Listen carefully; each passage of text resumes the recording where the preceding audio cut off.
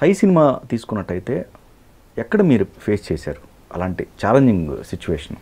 అంటే the whole of game climax shooting was a challenge అండి. ఎందుకంటే అలా ఆ గేమ్ నేర్చుకొని, అంటే ఫస్ట్ ఆ గేమ్ ఎలా ఆడతారో కూడా తెలియదు యాక్చువల్ బిగినింగ్లో. సో ఆ సినిమా అంతా లైక్ ఒక గేమ్ ఎలా తీయాలి, ఎలా యాక్ట్ ఎలా ఇంట్రెస్టింగ్ ఎలా తీయాలి, ఆడియన్స్కి అర్థమయ్యి ఎలా తీయాలి.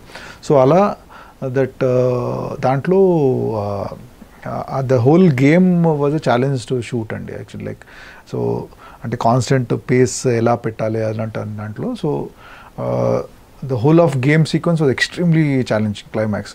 దాంట్లో మళ్ళీ కొన్ని ఇంట్రెస్టింగ్ షార్ట్స్ ఉంటాయి. లైక్ ఫస్ట్ టైం జనీలియాని కిడ్నాప్ చేసుకొని వచ్చేటప్పుడు టాప్ యాంగిల్లో షార్ట్ తీయడము, ఆర్ లైక్ ఇంకేంటి లైక్ వీళ్ళు శశాంక్ని కిడ్నాప్ చేసినప్పుడు తను ఎవరు మన నితిన్ బైక్తో వెళ్ళేటప్పుడు అలాంటి ఆ షార్ట్ మేకింగ్ అలాంటివన్నీ. So that was like extremely కొద్దిగా ఛాలెంజింగ్గా అనిపించింది. సో మీరు మగధీర సినిమా చేసినప్పుడు సాల్ట్ ఎపిసోడ్ ఉంది చూసారా? అక్కడికి వెళ్ళిపోయి గుజరాత్లోనే కదా మీరు చేసింది? గుజరాత్. ఓకే. దానికి ఎలాంటి run of Kutch run of Kutch గుజరాత్లో అంటే మేము యాక్సిడెంట్లీ డిస్కవర్ చేసామండి. అది discover it self with the story. అంటే మాకేంటంటే ఆ సినిమాలో కావాల్సింది ఒక ఓపెన్ ల్యాండ్, ఒక చారియట్ రేస్ కోసం ఒక ఓపెన్ ల్యాండ్ కావాలి. సో ఆ ఉప్పులో మాకు బిగ్గెస్ట్ ఛాలెంజింగ్ వాజ్ ఇప్పుడు చారియట్ వెళ్తుంది, దాన్ని ఎలా ఫాలో చేయాలి. సో అక్కడ మాకు కెమెరా ఫాస్ట్గా దాంతోపాటు వెళ్ళాలి. సో అది ఎలా was a big challenge. So ఆ టైంలో ఏం చేసామంటే లైక్ మారుతి ఓమ్ని వ్యాన్ తీసుకుని అక్కడ ఒక లైట్ వెహికల్ మీద కెమెరా ఫాలో అవ్వాలన్నట్టు. సో అప్పటివరకు ఇండియాలో మన ట్రెక్కింగ్ వెహికల్స్ అన్నీ పెద్ద వెహికల్స్ అంటే హెవీ వెహికల్స్. అక్కడ హెవీ వెహికల్స్ వెళ్తే ఏంటంటే ఆ ఉప్పులో కూరుకుపోతాయి బేసికలీ. సో దానికి ఆ ఛాలెంజ్ని ఎలా ఓవర్కమ్ చేయాలని then we bought Maruti van top అంతా కట్ చేసేసి, సో అక్కడ దాన్ని ఒక హనుమంతుడు అని పేరు పెట్టాం దానికి.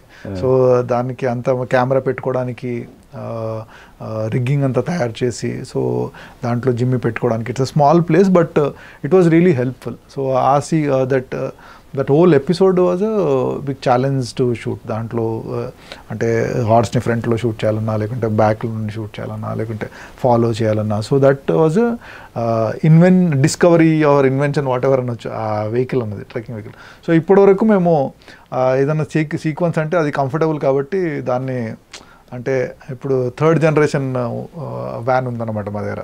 సో ఎవ్రీ ఫిల్మ్కి ఓకే దాంట్లో ప్రాబ్లమ్స్ ఏముండే, ఇప్పుడు నెక్స్ట్ ఆ వెహికల్ని ఎలా ఇంప్రూవ్ చేయొచ్చు, సో దాంట్లో ఇంకా అడిషన్స్ ఏం చేయొచ్చు అన్నట్టు. సో మన RRRకి 3rd జనరేషన్ వెహికల్ తయారు చేసాం మనం. ఓకే. అదే ఓమ్నీనా లేకపోతే అంటే అంటే అప్పటివరకు లైఫ్ అయిపోద్ది కదండి. సినిమా షూటింగ్ ఏదైనా వెహికల్ వాడితే తర్వాత వాడడం. సో దానివల్ల ఇంకా కెమెరా వెహికల్ అంటే ర్యాష్గా నడిపేయాలి. సో ఎవ్రీ టైం సినిమాకి ఒక వెహికల్, దీంట్లో ఎక్కువ చేజెస్ అలాంటివి ఉన్నాయంటే దెన్ ఇప్పుడు బాహుబలిలో లైక్ వార్ సీక్వెన్స్లో కెమెరా ఫాస్ట్గా వాళ్ళ మధ్యలో వెళ్ళాలి, అలాంటిది లైక్ హార్స్లో వెళ్తున్నప్పుడు ఫాలో చేయాలి. సో దానికి మళ్ళీ ఒక వెహికల్ తీసుకొని తీసాం. సో ఇప్పుడు RRR కూడా ఇంకో వెహికల్ తీసుకొని మాడిఫై చేసాం అనమాట. సో అలా మీకు మగధీర మంచి హెల్ప్ అయింది. ఏది ఇది అంటే like in many ways Magadheera was is big and అంటే VFX కూడా that was one of the అంటే ఎక్స్టెన్సివ్ VFX ఉన్న సినిమా. సో అక్కడ ఆ టైంలో చాలా నేర్చుకున్నానండి. So that is all helping me. అంటే ఏదైనా మన ఎక్స్పీరియన్స్ హెల్ప్ అవుతుందండి. లైక్ అంటే ఇంకోటి ఏంటంటే మనం కొద్దిగా ఓపెన్గా ఉండాలంటే, అంటే నాకు తెలిసింది ఇదే అని ఫిక్స్ అయితే మళ్ళీ టెక్నాలజీ ఎలా ఉందంటే ఇవాళ రేపు రోజు మారిపోతూ ఉంది. సో ఎవ్రీ టైం మనము దాన్ని అప్గ్రేడ్ చేస్తూ ఉండాలండి. సో నాకు తెలిసిందే కరెక్ట్ అనుకుంటే మీరు తెలిసిందే మీ దగ్గర పెట్టుకోండి అని.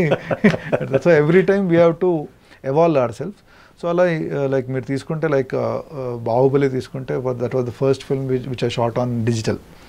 అలెక్సాతో షూట్ చేసాం. సో అంతవరకు ఈగా కూడా నెగిటివ్లోనే షూట్ చేసాను అప్పటివరకు ఫిల్మ్లో. సో అలా సో కెమెరాస్ మారుతూ ఉన్నాయి. సో మారుతున్నప్పుడు మనం దాన్ని అడాప్ట్ చేసుకోవడము. సో అలా ఈ RRRకి వచ్చేసరికి వీ యూజ్డ్ LF అనే ఒక camera, large format camera. So ఇండియాలో ఫస్ట్ లార్జ్ ఫార్మాట్తో షూట్ చేసిన cinema this was the film. So మేము ఒకసారి స్టార్ట్ చేసిన తర్వాత మాకు రిలీజ్కి ఇంత టైం పట్టింది, but lots of other films released. But shoot చేసి మొదలుపెట్టిన cinema this was the film. And signature prime అని కొత్త లెన్సులు వాడడము. సో ఎందుకంటే this was large canvas cinema అని, అంటే ఆడియన్స్కి కొద్దిగా గ్రాండ్ విజువల్స్ కావాలని దృష్టితోని పెట్టుకున్న డిసిషన్స్ అండ్ చాయిసెస్ అనమాట. So being head of time అంటే మేము స్టార్ట్ చేసినప్పుడు అప్పటికి కెమెరా రాలేదు. అంటే బై ద టైం ఈ సినిమా రిలీజ్ అయ్యే టైంకి అందరు ఇంకా లార్జ్ ఫార్మాట్లో షూట్ చేస్తారేమో, మనం కొద్దిగా తొందరగా అడాప్ట్ అవ్వాలి. సో అడాప్ట్ అయ్యి దాన్ని గురించి తెలుసుకొని టెస్ట్ షూట్స్ చేసి సో అలాంటివన్నీ చేసామన్నమాట దీంట్లో. సై తర్వాత అండి మీ లవ్ స్టోరీ స్టార్ట్ అయింది? సై బిఫోర్ తర్వాతేనా? లవ్ స్టోరీ చాలా లేట్ అండి. మగధీర టైం. Okay okay. టైంలో like I met Roohi. Okay. So shooting Magadheera shooting కంటే ముందు అనుకుంటా ఐ మెట్ రూహి. అండ్ అంటే ఆ అమ్మాయి she from Bombay, yoga teacher actually. So ఇక్కడ భరత్ ఠాకూర్ అని యోగా ఇన్స్ట్రక్టర్, అంటే భూమిక వాళ్ళ హస్బెండ్. సో ఆయనతో పాటు షీ యూస్ టు వాళ్ళ టీంలో she used to teach yoga అనమాట. సో అలా వాళ్ళు they wanted to establish centre in Hyderabad. So అలా బిజినెస్ ఎస్టాబ్లిష్ చేయడానికి వచ్చిందనమాట. సో వచ్చినప్పుడు పరిచయం అయింది. So then we met together and ఇప్పుడు పెళ్ళి అయిపోయి ఇద్దరు పిల్లలు, ఇద్దరు బాబులు. సో ఒకతని పేరు రయాన్, ఒకతని పేరు Dhruva. So they are now studying in 6th and 5th class. Okay. So అలా it was an interesting phase of time. అంటే ఆ టైంలో నాకు చాలా అంటే ఎలా అంటే Magadheera shooting, Arundhati post production, ఆ టైంలో లవ్ స్టోరీ కూడా నడుస్తుంది. సో మూడు సినిమాలకు కాన్స్టెంట్గా, అంటే 3 సినిమాలు కాదు 2 సినిమాలు ఒక రియల్ లైఫ్ సిచ్యువేషన్కి టైం కేటాయించడం అన్నది చాలా పెద్ద ఛాలెంజ్ ఆ టైంలో. అంటే పొద్దునంతా ఇది షూటింగ్ ఉండేది. సో ఈవినింగ్ టైంలో పోస్ట్ ప్రొడక్షన్ వర్క్ ఉండేది అరుంధతిది. సో ఆ టైంలో వెళ్ళి అదే అమ్మాయిని కలవాలి, ఎలా కలవాలి, ఎప్పుడు కలవాలి. సో దట్ వాజ్ లైక్ అంటే ఎవ్రీడే కాన్స్టెంట్ అది ఉండేది. బట్ యా దేవుడి దయ వల్ల అన్నీ సక్రమంగా జరిగిపోయాయి. సో ప్రాబ్లీ అంటే best phase of my life అంటారు కదా అలా. సో అది 2 extremely సక్సెస్ఫుల్ ఫిల్మ్స్. అదే ఇయర్లో 2009 అనుకుంటా Arundhati release in January, then ఇది మగధీర రిలీజ్ అయింది అదే ఇయర్ నా పెళ్ళి అయింది. So that was like a very jam packed busy year for me.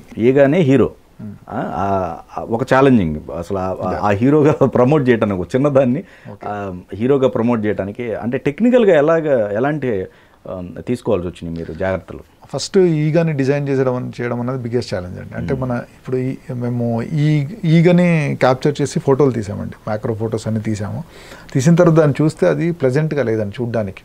So దాన్ని చూడ్డానికి ఆడియన్స్కి నచ్చాలి, హీరో అనేది చూడ్డానికి బాగుండాలి, నచ్చాలి. సో దానికి రీడిజైన్ చేసి దాన్ని ఓకే ఎలా ఆడియన్స్కి నచ్చేటట్టు ఈగని చూడగానే ఒక ప్లెజెంట్ ఫీల్ వచ్చేటట్టు.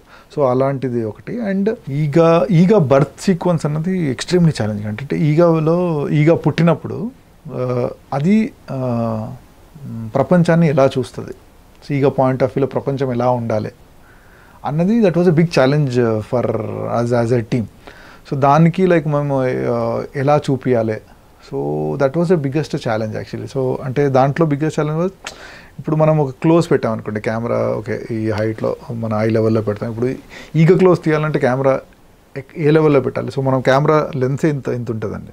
సో దాని సెంటర్ ఇలా ఉంటుంది. సో ఈగ అన్నది ఇక్కడ ఇంత ఉంటుంది. సో కెమెరా దాని కింద తీసుకెళ్ళాలంటే ఎలా అంటే కెమెరా దాని కింది లెవెల్ తీసుకెళ్ళాలి. సో దెన్ ప్రోబ్ లెన్సెస్ అని ఒక స్కోప్ లాగా ఉంటాయండి, లెన్సెస్ గొట్టం లాగా ఉంటాయి బేసికలీ. అది చిన్నగా ఉంటుంది, అది మళ్ళీ పెద్దగా కెమెరా లెన్స్లోకి వెళ్తాయి. సో అలాంటి ఆ ప్రోబ్లో మళ్ళీ రకరకాలు ఉంటాయండి. ఒకటి స్ట్రేట్ ఉంటుంది, కొన్ని ఏమో ఇట్లా ఎల్ షేప్లో ఉంటాయి, ఎల్ షేప్లో కొన్ని కర్వ్డ్ షేప్లో ఉంటాయి.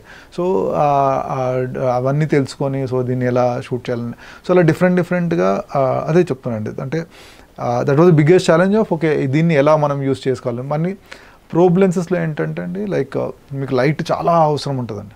అంటే మనం నార్మల్గా ఇన్ని లైట్లు వాడామంటే ప్రోబ్లో షూట్ చేస్తే దీనికి ఒక 10 ఇంతల లైట్ వాడాలి. ఓకే. ఎందుకంటే దాన్ని అపర్చర్ చాలా ఓపెన్ చేయవలసి వస్తుంది. సో దానికి ఓపెనింగే మనకు 8 ఆ లెవెల్లో 8-11 ఆ టైంలో ఉంటుంది. డెప్త్ ఆఫ్ ఫీల్డ్ తక్కువ ఉంటుంది. సో దాన్ని మనం యాక్చువల్లీ ఒక 16 లెవెల్లో షూట్ చేస్తే కానీ మనకి బాగా కనిపించదు. ఇంకా అది నెగిటివ్లో షూట్ చేసాం. ఇప్పుడు డిజిటల్లో వస్తే ఏంటంటే మనకు 800 ASA 1600 ASA అని డిజిటల్గా ఈజీగా క్యాప్చర్ చేయొచ్చు అండి. తక్కువ లైట్ ఉన్నా ఈజీగా షూట్ చేయొచ్చు. నెగిటివ్లో షూట్ చేసేటప్పుడు ఇట్ వాజ్ లైక్ 500 ASA అన్నది మ్యాక్సిమం ఉండేది. 500 ASAలో అంత షూట్ చేయాలంటే మనకు అంటే ఒక ఎన్ని లైట్లు కావాలంటే అప్పుడు ఎల్ఈడి లైట్లు లేవండి. సో లైట్లు వేడి చాలా అసలు. సో ఆర్టిస్టులకు చెమటలు పట్టేసేటి వచ్చిన తర్వాత. సో అలా అది మనము లైట్లు ఎప్పుడు ఆన్ చేయాలి, ఎంతసేపు పెట్టాలి. So that was all big learning experience. అంటే అప్పటి వరకు నేర్చుకున్నదంత ఒక ఎత్తు. So Eega was one more ఒక big challenge actually. So that ఆ సీక్వెన్స్ నుండి ఆ తర్వాత ఈగ పుట్టినప్పటి నుండి the whole film was okay. ఈగ ఎప్పుడు ఇన్వాల్వ్ అయినా అప్పుడు పెద్ద ఛాలెంజ్. ఇంకా మా హీరో అంటాడు లొకేషన్లో ఉండేవారు కాదు, ఈగా అన్నది సీజీలో ఎప్పుడో వస్తాడు. సో అది ముందు ఊహించుకొని ఓకే ఇక్కడ హీరో ఇక్కడ ఉంటారు లైక్ వాట్ ఎవర్తో దాన్ని ఇలా షూట్ చేయాలి, ఇలా షూట్. దట్ వాజ్ లైక్ అంటే ఇప్పటివరకు that's a very extremely exciting project, challenging and exciting project. అంటే బాహుబలి అండి, అంటే Baahubali it's difficult to tell అండి. ఎందుకంటే అంటే ఎవ్రీ దాంట్లో ఇప్పుడు ఫస్ట్ టైం కొండ ఎక్కడం ఉన్నదానికి దట్ ఈజ్ ఇట్ సెల్ఫ్ ఒక సినిమా లాగా ఉంటుంది యాక్చువల్లీ. దాంట్లో మళ్ళీ డిఫరెంట్ ఛాలెంజెస్ అలాంటిది. సో వార్ సీక్వెన్స్ తీసుకుంటే like that was like something which అంటే మన ఇండియాలో ఎవరు అలాంటి స్కేల్ అటెంప్ట్ చేయలేదు. సో అంతమంది జనాలు అంత ప్లేస్లో. సో అలా they are so many different things. So ఇది ఒక్కటి ఛాలెంజ్ అని అట్లా it is very difficult to tell అండి. సో అలా every time they was different challenges which were coming in. So ఇంటీరియర్లో తీసినా కూడా సపోజ్ ఆ సభ అన్నది అలాంటి పెద్ద సభ, it was huge thing. So అది ఎలా షూట్ చేయాలి, స్కేల్ కనపడాలి మనకి. అంటే ఆర్టిస్టే కాదు, దాంట్లో ఏంటంటే బ్యాక్గ్రౌండ్ కూడా చూడగానే అరే ఇంత పెద్ద భవనమా అన్నట్టు అనిపించాలి, అలాంటి ఫీల్ అంతా క్రియేట్ చేయాలి. సో మనం ఎక్స్టీరియర్ షూట్ చేసినా కూడా మనకు బ్యాక్గ్రౌండ్లో ఇలా కనిపించాలంటే మనం ఎలా షూట్ చేయాలని. సో దట్ వాజ్ దాంట్లో biggest challenge was showing the grandeur, showing అంటే అది కాస్ట్యూమ్ డ్రామా. సో అది మనకు అది కనపడాలి, కాస్ట్యూమ్స్ వేసుకునే కనపడాలి, అన్ని ఎన్హాన్స్ అవ్వాలి, అలాంటిది. That was big challenge in this. So sequences లాగా కాకుండా ద హోల్ ఫిల్మ్స్ అంటే ఇప్పుడు మీరు జనరలీ రాజమౌళి గారితో చేస్తూ ఉంటే సో ఈ pushes you to get those kind of things. So అలాంటి ఛాలెంజెస్ ఉన్నాయండి. ఓకే. సో అది ఇప్పుడు ప్రజెంట్ RRRకి వస్తే లైక్ అది బిగినింగ్ చెప్పినట్టు ఇట్స్ అన్ ఇమోషనల్ ఫిల్మ్. ఆ ఇమోషనల్ని ఎలా క్యాప్చర్ చేయాలన్నట్టు. సో అట్ ద టైమ్ నేను ఆ టైంలో జనని అనే ఒక వీడియో రిలీజ్ చేశాం. సో దట్ వాజ్ లైక్ అంటే ఐ ఫెల్ట్ వెరీ హ్యాపీ. అంటే దాంట్లో ఎవ్రీ క్యారెక్టర్ ఇమోషన్ స్ట్రాంగ్గా కనిపిస్తూ ఉంటాయి. At the same time the visuals are very అంటే క్యాప్టివేటింగ్. అంటే చూస్తే మీరు దాంట్లో ఇన్వాల్వ్ అయిపోయేటట్టు. సో అలాంటిది ఈ సినిమాలో the most challenging was emotions capture చేయడము. అట్ ద సేమ్ టైం ఆ టైంలో విజువలీ చిన్న అంటే క్యాప్టివేటింగ్ ఫీల్ ఉండాలి అన్నట్టు. ఓకే. సో అలా సో ఇట్స్ అన్ ఎవల్యూషన్ అండి. అంటే లైక్ మీరు ఒక సినిమా చేసింది నెక్స్ట్ సినిమాకి అది ఎక్స్పీరియన్స్ లాగా యూజ్ చేసుకొని ఓకే ఇవి చేసాము, ఇవి చేయాలి, ఇవి నేర్చుకున్నాము అన్నట్టు. So every film is a learning experience. So అది మనకు నెక్స్ట్ సినిమాలో అడాప్ట్ చేసుకుంటాము. సో అది కొద్దిగా బెటర్గా రిజల్ట్ వస్తుంది.